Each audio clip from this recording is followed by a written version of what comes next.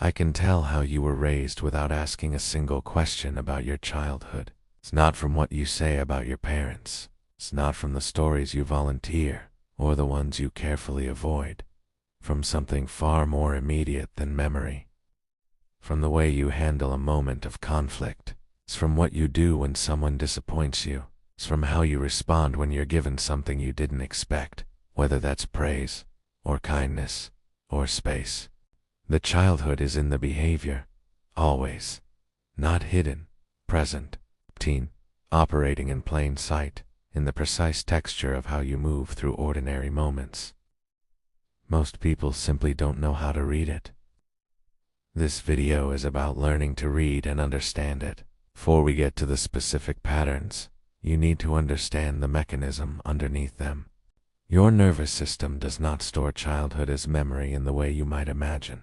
As a retrievable file, a sequence of events with timestamps, stores childhood as a set of operational rules, behavioral scripts, automatic responses to specific categories of experience.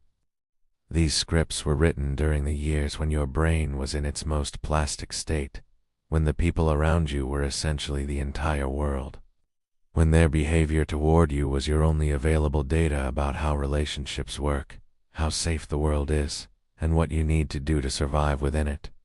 The scripts were written fast, below the threshold of conscious awareness, and were designed for efficiency rather than accuracy. They were not meant to be examined, executed, and they are still executing, right now. It's in the way you just responded to a minor criticism at work. It's in what happened in your body when someone walked into the room with that specific kind of authority. It's in the shape of the sentence you chose when you needed to ask for something you weren't sure you were allowed to want.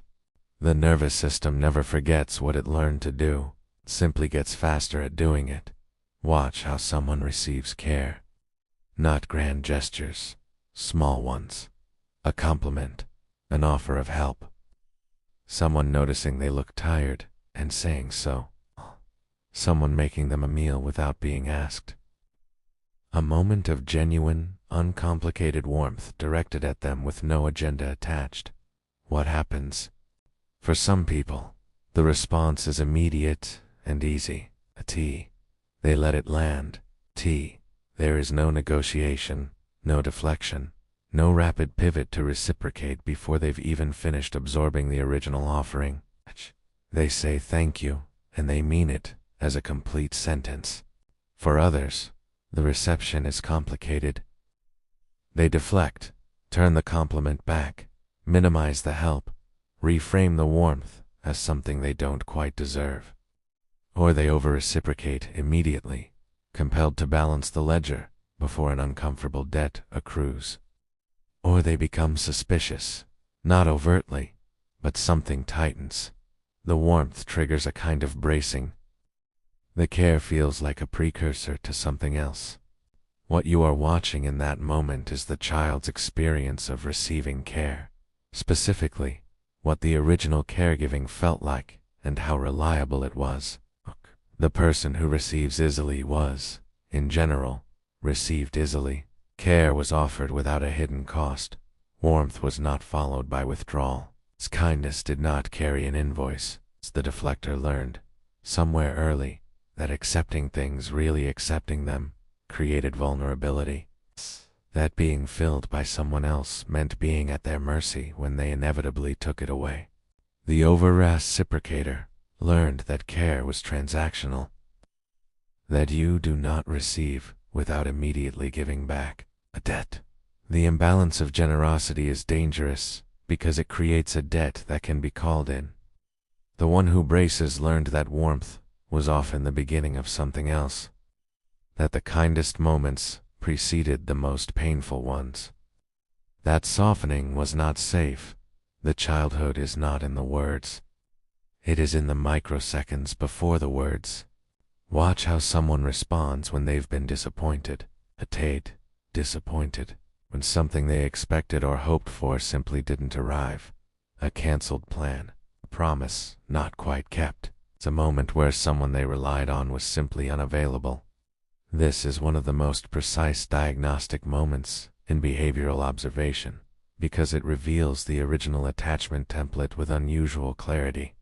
The person who collapses, who experiences even minor disappointment as something close to devastation, who feels the cancellation as a form of abandonment, whose entire relational security seems to hinge on the plan remaining intact, was raised with inconsistency. The care was real, but unpredictable. Love was present, and then suddenly not, with no reliable pattern that the child could identify and therefore manage. The nervous system learned, when connection is available, cling, because it will not always be there. And when it disappears, the disappearance is total. The person who shuts down, who becomes carefully pleasant, who processes the disappointment entirely alone, who requires no acknowledgement and offers no complaint, who seems almost to need nothing from the person who failed to show, was taught that their emotional needs were inconvenient, that the cleanest way to be loved was to require as little maintenance as possible, that expressing disappointment created distance rather than repair. The person who becomes irritable, who doesn't collapse and doesn't shut down, but whose tone shifts, whose warmth contracts, who punishes the disappointment with a specific kind of withdrawal, learned that emotions were only heard when they escalated, that the quiet expression of need was invisible, that you had to create consequence to be taken seriously. None of these are character flaws. They are adaptive strategies that were learned in childhood because they worked. The problem is not that they were learned. The problem is that they are still running in adult relationships, where different strategies would serve far better. This one is subtler, but once you see it, you cannot unsee it. Watch how someone occupies physical and social space, not in a formal presentation where they've prepared in an ordinary moment, at a table, in a conversation, in a room where they have not been explicitly invited to take up any particular amount of space. Do they expand or contract?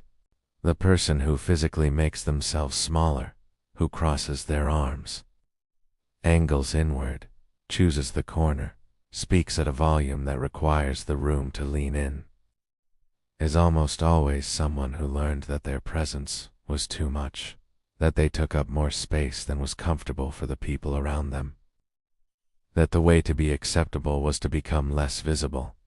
The person who expands, who spreads into space naturally, his voice lands at the center of a room, who assumes their presence is welcome without checking first, was affirmed, was consistently received as someone whose existence was a contribution rather than a demand. But there is a third category that is frequently misread. The person who performs expansion, who is visibly large, whose energy fills the room, whose presence is impossible to miss, but whose actual interior experience is one of constant monitoring. They are not comfortable in their largeness. They have constructed it.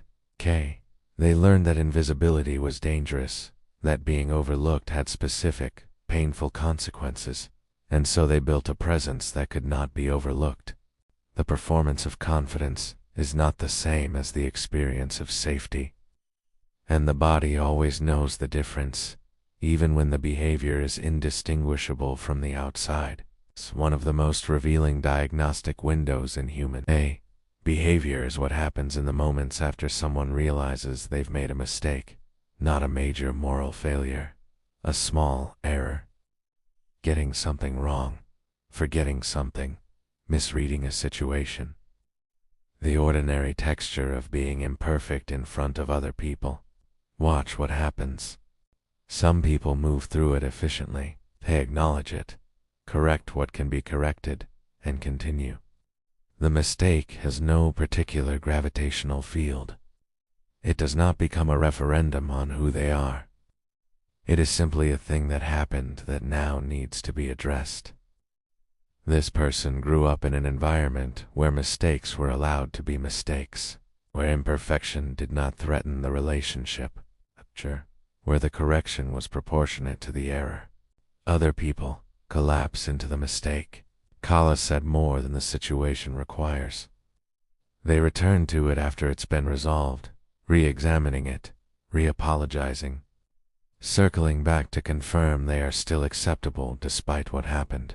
The error metastasizes into an identity question. This person learned that mistakes had significant relational consequences, that imperfection created danger, that love was in some way conditional on performance, and that any failure of performance required extensive repair. Then there are those who externalize, who, when they make a mistake, find with striking efficiency a reason that the mistake was not entirely theirs. The context that made it inevitable, the other person's contribution to the problem, not always dishonestly, not always with complete awareness, but with a speed and consistency that suggests this is practiced. This person learned that accountability was unsafe, that acknowledging fault was not met with repair, but with punishment, that the way to survive imperfection was to distribute it, to never be entirely unambiguously wrong, because being wrong had consequences they were not equipped to absorb. Watch how someone asks for what they need. Specifically, watch the architecture of the ask. Do they ask directly? Most people cannot. Not because they don't know what they need.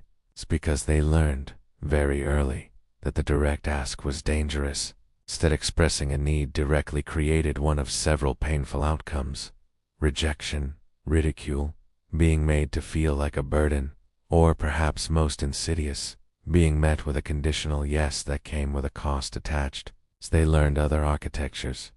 The hinter, the person who creates conditions in which their need might be recognized and offered to them, so they never have to ask at all, who mentions their cold twice, in hopes that someone will offer them the blanket, rather than making them request it.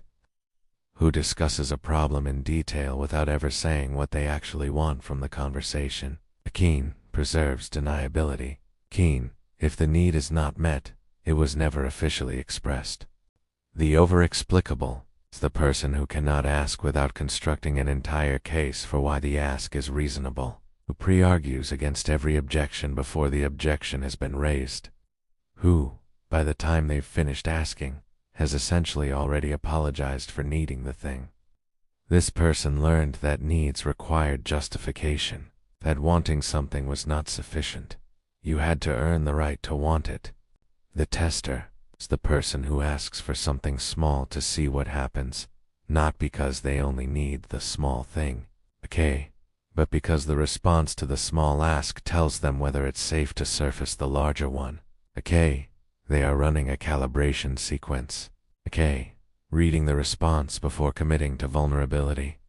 And then, rarely the person who simply asks, who says what they need with no architecture, no apology, no elaborate preamble, who waits to see what happens with what appears, to everyone around them, to be a completely unremarkable level of ease. This person was raised in a household where asking was safe, where needs were not punished, where wanting things was not shameful, where the answer might be yes or no, but the asking was never the problem. This is not the majority experience, and the people who have it rarely know how unusual it is. No single behavior is a complete picture. The person who deflects care may do so for entirely different reasons than the person who braces against it. The one who over-explains when asking for something may have built that architecture from a different source material than the one who hints. The patterns overlap, contradict, compensate. What you're looking for is not a single data point. You're looking for consistency across contexts. The same person who deflects care will often also hint rather than ask. Who collapses at disappointment will often also circle back to over-apologize for mistakes. The patterns cluster because they were written by the same original conditions, and those conditions shaped not just one response, but an entire orientation toward relationship. When multiple patterns in someone point in the same direction, you begin to see the architecture of their early environment with unusual precision, not as accusation, not as diagnosis, about his information. Information about where their adaptations were built, about they were built to manage, and what they have never had the chance to examine because the patterns run too fast and too automatic to catch. This is the moment in most psychological content where the pivot arrives, where you're invited to apply this to the difficult people in your life, to finally understand why your partner or your colleague or your mother does what they do. That pivot is available to you, and it is genuinely useful. But the more precise application is inward. It's because every pattern described in this video is also a mirror. But the more immediate it felt, the more specific. But the more slightly uncomfortable the recognition, the more likely that what you were really reading was something in yourself. Which of these patterns is yours? Not the one you see in someone else. It's the one you recognized before you finished reading the sentence. It's the one that made you pause slightly and then continue. Not because you disagreed, but because something landed a little too precisely. That recognition is not a wound reopened. 'Tis the beginning of the only real distance you can create from a pattern. The distance of seeing it clearly enough to decide, consciously, whether you still want to run it. The pattern is not you. It was never you. It was a strategy you inherited from a specific set of conditions that no longer define the entirety of your life. What you do with it from here is, for perhaps the first time, actually a choice. You cannot see these patterns in other people without eventually developing the ability to see them in yourself. That is not incidental. That is the point. The behavior that tells me how you were raised is not a verdict on who you are. 'Tis a map of where you learn to be who you are. And a map, unlike a sentence, is something you can actually work with. Something you can look at honestly, correct where it's led you astray, and use to navigate differently. You were shaped in conditions you did not choose, by people who were themselves shaped in conditions they did not choose. The patterns you carry are not evidence of damage. They're evidence of adaptation. A nervous system that did what it had to do with what it was given. The question that remains, the one that only you can answer, is not what happened to you. It is what you will do now that you can see it.